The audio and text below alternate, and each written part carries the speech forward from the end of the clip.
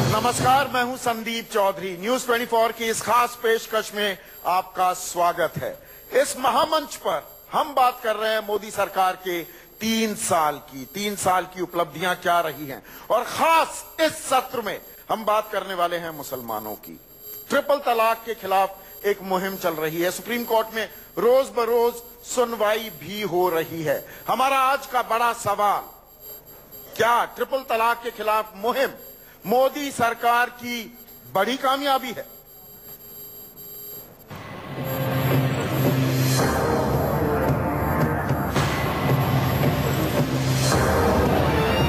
तलाक के खिलाफ मुहिम मोदी सरकार की बड़ी उपलब्धि है। और यहां पर मैं ये साफ करना चाहूंगा, हम तलाक की बात नहीं कर रहे हैं, हम ट्रिपल तलाक की चर्चा करेंगे, तलाक बिद्दत की। एक सांस में 3 दफा तलाक कह देना, क्या ये तलाक हो जाता है? ये जायज है, नहीं है? अदालत में कार्रवाई चल रही है, सुनवाई चल रही है, दोनों पक्षकारों की दलीलें सुनी जा रही हैं। लेकिन यहां पर हमने ये महामंच सजाया है। खास मेहमान मेरे साथ फ्लोर पर मौजूद हैं और साथ ही साथ मेरे साथ इस पोडियम पर भी मेरे साथ जफर सरेश वाला हैं, नरेंद्र मोदी के करीबी हैं। अगर मैं ऐसे परिचय कराऊं शायद ये इसे अन्यथा नहीं लेंगे। मेरे साथ बीजेपी के राष्ट्रीय प्रवक्ता डॉक्टर संबित पात्रा हैं, मेरे साथ तस्लीम रहमानी साहब हैं, मेरे साथ कांग्रेस की प्रवक्ता प्रियंका चतुर्वेदी हैं, और मेरे साथ कमाल फारूकी हैं, जो इस मामले में बेबाक राय रखते हैं। सबसे पहले ये बताइए, सबका साथ सबका विकास, तमाम बातें आप कहते हैं संबित पात्रा, लेकिन साथ ही साथ आपके बड़े नेता, आपके केंद्रीय मंत्री यहां तक भी कह देते हैं कि हाँ, मुसलमान हमें वोट नहीं देते। और ये इस तरह के बयानों की फेहरिस्त बहुत लंबी है। तो जब मुसलमान आपको वोट नहीं देते, मुसलमान आप उम्मीदवार नहीं उतारते हैं, दिखावे के लिए इक्का दुक्का मंत्री बना देते हैं, मुसलमानों के मसले में ये दखलंदाजी क्यों, इतनी रुचि क्यों आपको मुसलमानों में? देखिए, पहली बात है, कुछ गलतफहमियां यहां दूर होनी चाहिए। ये कहना कि मोदी सरकार ने मुसलमानों के मामले में, और खास करके चूंकि आप ट्रिपल तलाक के विषय में बात कर रहे हैं, उसमें किसी प्रकार का दखलंदाजी किया, तो ये गलत है। हकीकत क्या है? हकीकत यह है कि कुछ मुस्लिम बहनें पिटीशन लेके कोर्ट के समक्ष गईं। उन्होंने गुहार लगाया कोर्ट से कि हमारी फरियाद है कि जो हमारे अधिकार का विषय है, कोर्ट इसमें सुनवाई करे। ट्रिपल तलाक को आपने यूपी चुनाव में मुद्दा बनाया। मैं इसका बिल्कुल पक्ष रख रहा हूं, जो हकीकत है वही बता रहा हूं। जब विषय लेके महिलाएं सुप्रीम कोर्ट के पास गई, सुप्रीम कोर्ट ने केंद्र सरकार से एक राजीनामा अर्थात एक एफिडेविट मांगा, हलफनामा, कि आप बताइए आपके राय में ट्रिपल तलाक क्या है।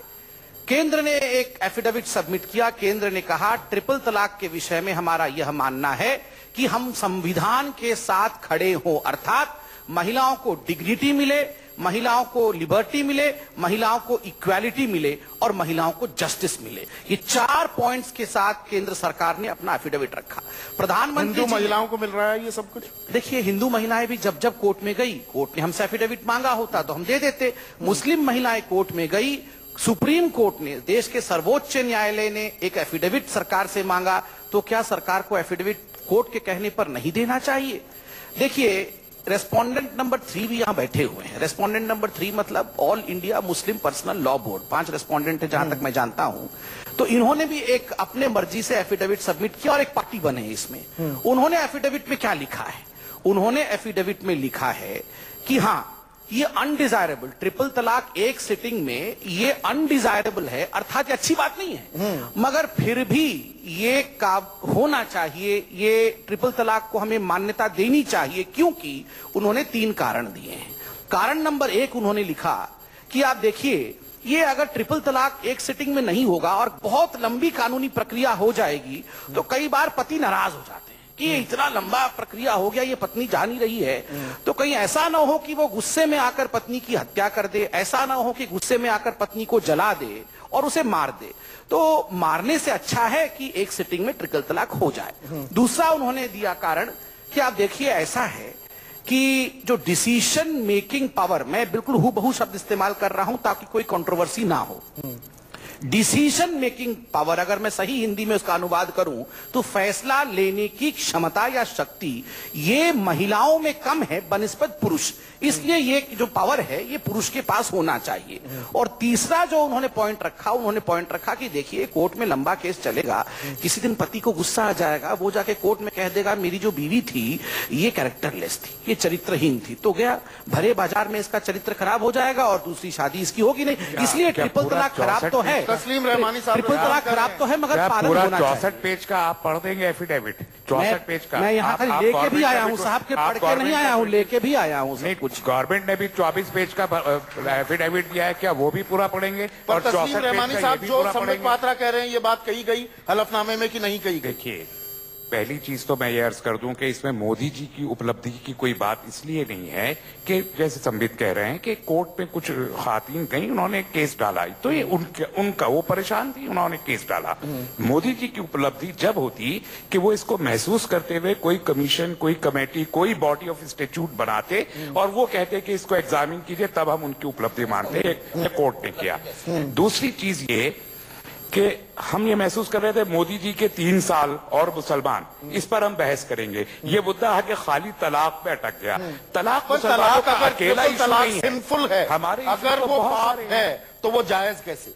नहीं, मैं उस सिलसिले में जो मेरा मौकिफ है और मेरे साथ बहुत सारे मुसलमान मर्दों और औरतों का भी ये स्टैंड है कि तलाक बिदअत, ये जो 3 तलाक एक साथ दी जाती हैं, इंस्टेंट ट्रिपल तलाक, उसी पर चर्चा है। ऐसे तलाक पे चर्चा नहीं है। मैंने शुरू में वो आपने फरमाया जी। और ये जो इंस्टेंट ट्रिपल तलाक है, इसे इस्लाम की जो टर्मिनोलॉजी है उसमें तलाक बिदअत कहते हैं। और बिदअत का मतलब होता है कोई ऐसा इनोवेशन जो पसंदीदा ना हो, जो अच्छा इनोवेशन ना हो, उसे मतलब जिसका कुरान में भी जिक्र नहीं है, हदीस में भी नहीं। हदीस में बिदअत के बारे में बहुत वाज़ेह हदीस है कि तमाम बिदअतें जलालत हैं और हर जलालत का ठिकाना जहन्नम है।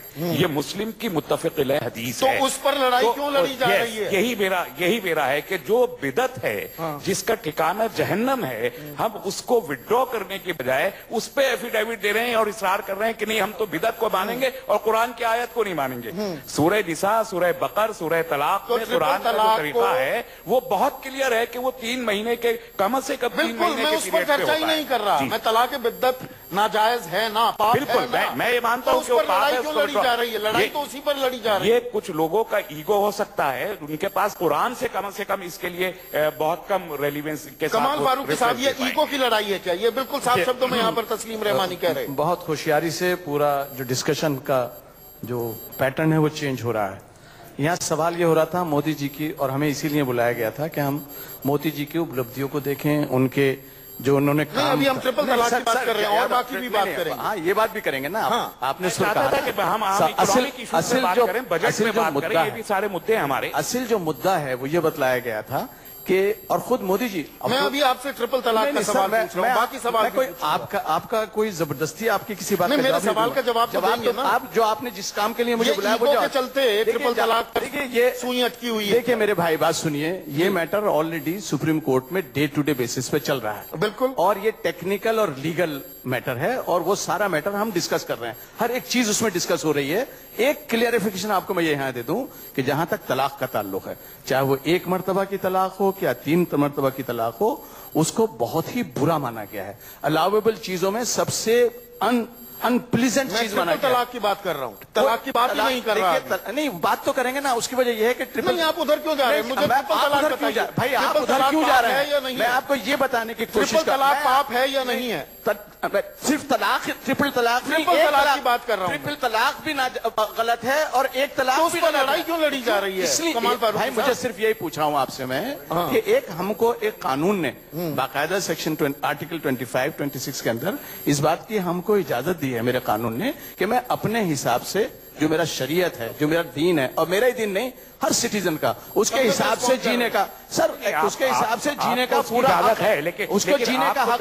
तस्लीम भाई, आपको तशरीह करनी पड़ेगी कि दीन क्या है, उसके लिए हमको कोडिफिकेशन की जरूरत थी, नहीं हुआ। अगर कोडिफिकेशन हो गया होता तो ये मसला पैदा ही ना होता। मैं इंतहाई अदब से आपके बात करूं, इसको कोई गलत मतलब ना निकाला जाए। जब मुझे बुलाया गया था तो मैंने कहा था कि हर हालत में मुझे 4:30 बजे जाना होगा, क्योंकि 4:45 बजे हमारी ब्रीफिंग है।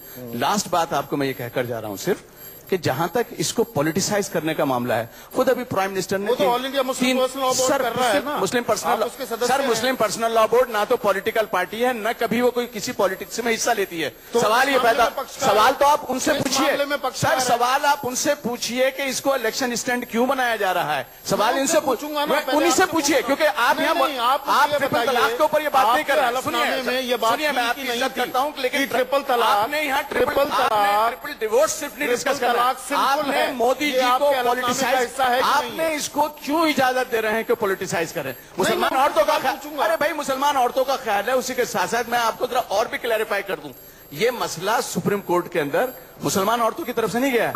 इसकी जरा थोड़ी सी जेनेसिस भी समझने की कोशिश कीजिए, क्योंकि मीडिया में इस तरह से प्रेजेंट किया जा रहा है जैसे मुस्लिम औरतें पहुंची थी। ये एक मेरी हिंदू बहन का मामला था जो कि प्रॉपर्टी के अंदर अपना हिस्सा मांग रही थी, हिंदू अनडिवाइडेड आप फैमिली मेरे के सवाल अंदर। का नहीं, जवाब सवाल नहीं का दे जवाब रहे। क्योंकि आप घुमाने की कोशिश करें, मैं आपको कैसे बता घुमा रहा रहा हूं, हूं? मैं आपको बतला रहा हूं कि मुझे वो ये नहीं है बताइए, किस्सा। मैं आपको बता रहा हूं कि आपके मुसलमान का हलफनामे इशू ही नहीं था, ट्रिपल मुसलमान का तलाक, इशू था ही नहीं था। आपके हलफनामे में ट्रिपल तलाक ट्रिपल सिंपल तलाक शरीयत का एक हिस्सा है, जिसको हमारे कुछ लोग हमारे कुरान में है, कुरान के अंदर है, और कुरान के अंदर सर कोट कुरान कर के अंदर भी दीजिए, है। कोट कर दीजिए, सर, आयत कुरान कोट के- कर दीजिए, सर, कुरान ट्रिपल के- तलाक, इंस्टेंट ट्रिपल तलाक के आयत तस्लीम कोट साहब, कर दीजिए। तस्लीम ये साहब, आप कैसे बोल कह रहे थे सकते? ना, जब आप बोले- नहीं, मैं बोलूंगा, अगर आप ये कहेंगे कि महिलाएं कुरान में हमेशा है क्रॉस तो फायर में चुप हो जाती हैं। आपको आयत कोट करनी चाहिए, बोल रहे थे, आपको नहीं रेफरेंस कुरान की आयत का, सर ऐसा देखिए, ऐसा है, मैं कुरान की आयत कोट कर दीजिए। इंस्टेंट ट्रिपल तलाक के लिए कुरान शरीफ की आयत कोट कीजिए आप। गुस्ताखी माफ, ना तो यहाँ कुरान को समझने वाले बैठे हैं, नहीं, कोट नहीं, हम आप बता तो दीजिए, समझते हैं, आप समझा दीजिए, आप जानकार हैं। आप एक बात ये समझ लीजिए, मैं पूरी अथॉरिटी के साथ में बात कर रहा हूँ, और हम लोगों ने ये बाकायदा एफिडेविट में फाइल किया हुआ है। एफिडेविट में ये भी लिखा कि ट्रिपल तलाक सिंपल है। एफिडेविट में भी आपने इस किस्म की एफिडेविट में ये कोई लिखा आयत है कोट कि नहीं ये की है। कुरान मजीद का पार्ट है। कुरान मजीद ने हमको ये नहीं बताया कि नमाज किस तरह से पढ़नी है, लेकिन कुरान मजीद ने तलाक कैसे देनी है ये बताया है। तस्लीम रहमानी साहब, आप ये बताया नहीं, मैं बोलूंगा, इसलिए मैं बोलूंगा, देखिए मैं इसलिए बोलूंगा कि आपने जो मौक़िफ़ लिया है वो कुरान के खिलाफ लिया है। इस तरह से क्रॉस करेंगे तो ये कुरान के खिलाफ है, इसलिए बोला जा रहा है। अगर ये कुरान के मुताबिक होता कोई मसला ही नहीं था। तस्लीम साहब, मैं अपनी बात खत्म करता हूँ यहाँ पर। आपने सिंफुल कहा या नहीं अपने हलफनामे में, पाप कहा या नहीं ट्रिपल तलाक को, बात यह है कि हमारे यहाँ कहा या नहीं कहा? 4 अइम्मा हैं, एक फिक़ा जाफरिया है, एक हमारे यहाँ सल्फी बिरादरान है। हम सब में अलग अलग पॉइंट ऑफ व्यू है इसका, और इस पॉइंट ऑफ व्यू के साथ all India Muslim personal law board की तरफ से जो हलफनामा दाखिल हुआ उसमें ट्रिपल तलाक को सिंफुल यानी पाप कहा गया या नहीं? भाई ये कुरान मजीद के अंदर है, ये खुद जो जो जहां तक उसका ताल्लुक है, तलाक बजाते खुद, क्योंकि औरत के राइट्स की बात कही है, औरत के वेलफेयर की बात की गई है। अब अगर मैं तो आप वेलफेयर के पक्षकार नहीं है? बजाय इसके कि लोग बाग साल तक कोर्ट में रहें, अगर दोनों में नहीं बन पा रही है, आपको जाना है। एक सवाल यहाँ पर संबित पूछना चाह रहे हैं आपसे। संबित फारूकी साहब, बहुत बहुत नमस्कार। देखिए, एक बड़ी बात जो प्रधानमंत्री ने कहा है और हम सबको फॉलो भी साहब, कुरान के ताल्लुक से आप पास न करने ज्यादा अच्छा है। हम लोग लड़े ना, हम लोग सुप्रीम कोर्ट में फारूकी, अपनी पॉलिटिक्स की बात कीजिए तो ज्यादा अच्छा होगा। फारूकी आप साहब, इसको बाकायदा पॉलिटिकल इशू बनाए हुए हैं। इजाजत हो तो मैं बात कर सकता नहीं हूँ? Sir, 2 line. मेरे पास टाइम नहीं है, इसलिए मैं इजाजत आपको देने नहीं, टाइम नहीं है वो अलग विषय है। आप जितनी देर बोल रहे हैं उतने देर में टाइम हो जाएगा। नहीं, यहाँ और भी लोग बैठे हैं। फिर लगेगा, ऐसा लगेगा आप सवाल से भाग रहे हैं। मैं सवाल से नहीं भाग रहा। तो नहीं, सवाल मैं सुन 20 लीजिए, सेकंड। इतना मादा रखिए। ये सिर्फ ये लगेगा कि आप बुलाते किसी और तरह से हो। आपने कहा था 4:30 बजे तक के लिए, आपको पता है, आपका आदमी जानता है आपको कि मैं 20 11:30 बजे 20 तक नहीं सेकंड में हो बैठूंगा। जाएगा। इसलिए you आपको should पता not- है लाइव शो चल रहा है, मुझे नहीं मुझे रह कर हाँ, रहे तो हैं, ठीक इसलिए है। सवाल हो लाइव शो जाता का मतलब ये नहीं है कि हो गया, इतने में सवाल हो जाएगा। सवाल हो जाता। बोलिए, जल्दी बोलिए। जी, देखिए, थैंक यू, आपने टाइम दिया सर। हम इसे पॉलिटिसाइजेशन नहीं करना चाहते नहीं हैं। कर रहे तो भाई तो क्यों मैं कर रहे थे? सर, सवाल इलेक्शन में आपको क्यों जाना कर है रहे सर, थे जल्दी उसको? जाना है आपको। इलेक्शन में यूज क्यों कर रहे थे? आपको जाना है सर, 10 सेकंड में सुन लीजिए सवाल। सवाल है कि क्या आपने एफिडेविट में जो लिखा है उसको आप मानते हैं कि जो महिलाओं की डिसीजन मेकिंग सर, ऐसा- कैपेबिलिटी पुरुष से कम है? आप मानते हैं? जहां तक हमारा एफिडेविट है, नहीं, आप मानते हैं? हम सारे एफिडेविट को, क्योंकि हमने ये नहीं, आप मानते सर, हम ऑन सिंपल ओथ सवाल फाइल मैंने किया है, पूछा, हम वो कैसे आप नहीं मानेंगे यार? हमने ऑन ओथ फाइल किया। एफिडेविट का मतलब समझते हैं आप? तो आप मानते Affidavit हैं का कि मतलब महिलाओं है, हम की लोगों ने decision on making oath capacity file किया सर, है। आपको जाना है, सुन तो लीजिए। बिल्कुल, हमने ऑन ओथ फाइल किया है, इसका मतलब एक एक वर्ड को हम मेन करते हैं। तो महिलाओं की डिसीजन मेकिंग आप जो मर्जी आगे कीजिए, जो मर्दों से कम है। सर, हमने बैठी हुई हमने हैं, नहीं उनकी कहा है डिसीजन ये। मेकिंग हमने कैपेसिटी नहीं कहा है, हम आप सबसे लोग कम इसको- है। आप लोग इंटरप्रेट इसको इस तरह से कर रहे हैं, हमने ऐसा नहीं कहा है, और ये कोर्ट बताएगा। शुक्रिया बहुत। प्रियंका जी, शुक्रिया देखिए, कमाल फारूकी साहब, आप कासमी भाई साहब, साहब आप बोल आ रहे हैं, जाइए। जरा। आप आ जाइए, क्योंकि आप भी all India Muslim personal law board की नुमाइंदगी करते हैं। आप आ जाइए, बहुत बहुत शुक्रिया। कमाल महिलाओं को ये संदीप जी, महिलाओं को भी कुछ अधिकार मिलेगा कुछ बोलने का इस मुद्दे पे। यहाँ पे हम क्रॉस फायर में पड़े हुए हैं कि वो डिसाइड करेंगे कि क्या कुरान में है नहीं है, महिलाओं को अधिकार मिले, वहाँ पे वो डिस्कस करते हैं महिलाओं को अधिकार मिलना चाहिए। यहाँ पे ये क्रॉस फायर में डिस्कस कर रहे हैं कुरान में क्या लिखा है। हम महिलाओं से भी तो पूछो हमें क्या चाहिए। तो हमारा बहुत स्पष्ट है कि अगर महिलाएं और इसी कौम की महिलाएं आकर कह रही हैं और सुप्रीम कोर्ट तक गई हैं तो उनकी भी जो बात है सुनना बहुत जरूरी है। पर एक चीज बताऊं, राजनीतिकरण को लेकर जो हो रहा है, यही महिलाएं अपना पूरा जो पेटिशन है पहले प्रधानमंत्री के पास लेकर गई थी। इन्होंने प्रधानमंत्री जी से कहा था कि आप इसका डिस्कशन शुरू करिए। हम प्रधानमंत्री से पूछना चाहते हैं, अब आप जाकर सब जगह उत्तर प्रदेश से लेकर हर मंच में आप इसकी बात करते हैं। सुप्रीम कोर्ट रोज इस पे बात कर रही है, रोज शाम को चैनल पे हम ये डिबेट कर रहे हैं। एक लॉ के हिसाब से कर रही है, एक अपने जज्बातों के हिसाब से कर रहा है डिस्कशन। तो अगर प्रधानमंत्री की मंशा विमेन एम्पावरमेंट, इक्वालिटी, जस्टिस जो आज यहाँ पे संबित जी बता रहे हैं, तो वही प्रधानमंत्री ने ये क्यों पार्लियामेंट में डिस्कशन नहीं शुरू किया? यही प्रधानमंत्री ने क्यों कोई लॉ कमीशन नहीं कॉन्स्टिट्यूट किया जहां पे सारे स्टेक होल्डर्स को लेकर इसके बारे में विचार हो सकता था? जब 19 देश 21-22 देश इस्लामिक नेशन इसको रिफॉर्म कर सकते हैं तो AIMPLB भी कर सकता है। चलिए मैं इसका 10 अभी आ रहा हूं, बहुत शॉर्ट उत्तर देता हूं। आप देखिए, शाह बानो से शायरा बानो तक का सफर एक बहुत ऐतिहासिक सफर हिंदुस्तान में रहा है। जब प्रधानमंत्री, क्योंकि मुखिया हैं हमारे सरकार के, एफिडेविट अगर सरकार देती है अर्थात प्रधानमंत्री की रजामंदी से देती है, जहां सुप्रीम कोर्ट ने फैसला साहबानों के मामले में दिया था वहां सरकार ने उस पूरे फैसले को पलट दिया था, सुप्रीम कोर्ट के फैसले को पलट दिया था। यहां प्रधानमंत्री जी ने संविधान के साथ खड़े होकर यह एफिडेविट दिया है कि हम संविधान के साथ खड़े हैं। इसलिए मैं बार बार कहता हूं प्रियंका जी, हम सब एक दूसरे के बीच में ना बोले। लेकिन अगर सुप्रीम कोर्ट फिर भेज देता है, सुप्रीम कोर्ट तो कोई लॉ नहीं बना सकता, सुप्रीम कोर्ट तो भेजेगा पार्लियामेंट में ही। यही पॉलिटिसाइजेशन लोग बोलेंगे एक साथ, जब आपको जहां साहब वो करने की बजाय आपने कोर्ट में दिया, सब लोग बीच में और फिर कोर्ट के बाद फिर आप जाना तो पार्लियामेंट में ही है। साहब थोड़ा सा हम लोग सब बीच में ना बोले, मैं बीच में नहीं बोलूंगा। देखिए, हमने एफिडेविट में सत्य लिखा, आपने सुप्रीम कोर्ट की बात को पलटा था अपने समय। अगर ये पार्लियामेंट में आता तो आप ही वही लोग होते, हाय रे बर्बाद हो गया, हिंदू राष्ट्र बन गया, मुसलमानों को मार डाला। किस बात की तालियां बटोर रहे हैं? ये तालियां किस बात की बटोर रहे हैं अगर आपने कोई कदम नहीं उठाया? ये कदम नहीं है, सच लिख के एफिडेविट देने का हिम्मत कितनी सरकार ने दिखाया। यही अगर कांग्रेस की सरकार होती तो ये एफिडेविट में लिखते कि जो मौलाना कहेंगे महिलाओं का वही होगा। हमने कहा नहीं, जो संविधान कहेगा महिलाओं का वही होगा। देखिए, जो तकरीर करके ताली बजवाना एक बात है, लेकिन आप जिस एफिडेविट की बात कर रहे हैं, ये एफिडेविट गीता या कुरान की तरह कोई फाइनल एफिडेविट है और तमाम नुक्स से पाक है, ऐसा तो नहीं है। इसीलिए तो हम बहस कर रहे हैं सुप्रीम कोर्ट में।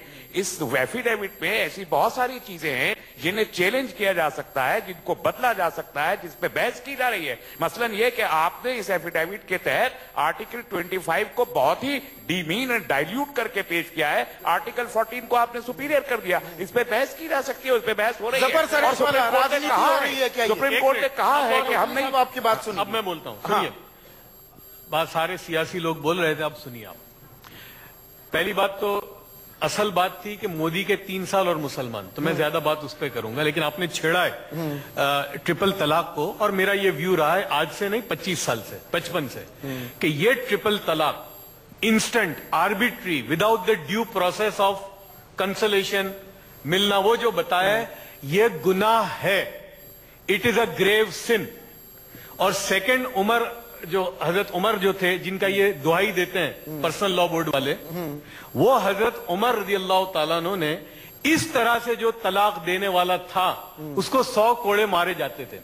तो मैं तो ये कहूंगा भारत सरकार से, अगर ये ट्रिपल तलाक रहती भी है, आई डोंट नो, कोर्ट में है, तो साथ में ये करो कि ऐसी आर्बिट्री ट्रिपल तलाक देने वाला मुसलमान, उसको 10 साल की सजा होनी चाहिए और 10 लाख रुपए का जुर्माना भी होना चाहिए। नाउ कमिंग टू पर मेरा सवाल, मैं एक सवाल इसमें मेरा काउंटर ये है, मुसलमान मुसलमान औरतों के बारे में ही इतनी फिक्रमंद क्यों है मोदी सरकार? ये तमाम भारतीय महिलाओं के उनके हक, उनके रसूख की लड़ाई क्यों नहीं लड़ी जाती? क्या हिंदू समाज में बराबरी मिल रही है औरतों को? उसके लिए आवाज क्यों नहीं बुलंद की जाती है? उसके लिए हलफनामा दाखिल क्यों नहीं होता? उसके लिए कानून क्यों नहीं लाए जाते? कितनी कुरीतियां हैं, कितनी कुप्रथाएं हैं, उसके बारे में आवाज बुलंद क्यों नहीं की जाती? बिल्कुल। देखिए, इस मुल्क में सबसे ज्यादा बिछड़ा हुआ कोई तबका अगर है तो वो औरतें हैं। यानी मुसलमान नहीं, हर औरत परेशान है।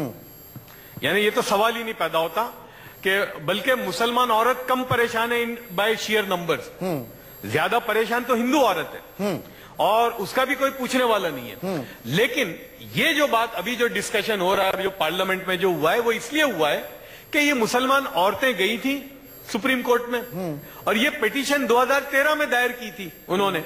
और हमेशा सुप्रीम कोर्ट का एक रवैया है कि वो गवर्नमेंट को भी अब पार्टी बनाती है, स्टेट को पार्टी बनाती है। तो गवर्नमेंट को उन्होंने अपना रिस्पांस मांगा, तो जाहिर है कि गवर्नमेंट अपना जवाब देगी। और मैं ये बहुत जिम्मेदारी से कह सकता हूं कि गवर्नमेंट का जो जवाब है वो शरिया के बहुत करीब है। गवर्नमेंट का जो जवाब है, राजनीति नहीं है, आप ये कह रहे हैं। मैं मेरे नजदीक बीजेपी खुलकर ये बात मानती है मुसलमान हमें वोट नहीं देता है। ये मुसलमान समाज को बांटने की कोशिश तो नहीं, एक मिनट, ये मुसलमान समाज को बांटने की कोशिश तो नहीं कि मर्द तो करेंगे नहीं मुसलमान मर्द हमें वोट, कम से कम महिलाओं के वोट ले लो। देखिए, मुसलमान का झुंझुना बजाकर, ये मिथ है। ये आपको मैं बता दूं कि इसकी वजह से कोई मुसलमान औरतों ने वोट दिया है, ऐसा नहीं है। बल्कि जो वोट मिला है अभी यूपी में बीजेपी को, वो कम से कम 17% मुसलमानों का मिला है और वो मेजॉरिटी मुस्लिम यूथ का मिला है। ये कहां से आंकड़ा लेकर आए? इस आंकड़े का कोई सोर्स हो तो बता दीजिए। दूंगा, इसका कोई सोर्स हो तो बता दीजिए, कैसे गिने आपने 17% वोट के मिले मुसलमानों के? ये खुद बोल रहे हैं मुसलमान वोट नहीं देता है, हमारा कोई कहते तो बोलेंगे झूठ बोल रहा है। किसी हिंदू का, किसी दलित का, किसी मुसलमान का, औरत का बल्ब का काउंट करने का कौन सा क्राइटेरिया है, मुझे बता दीजिए। औरतों का कोई वोट, इससे औरतों का कोई वोट मिला और मेरे नजदीक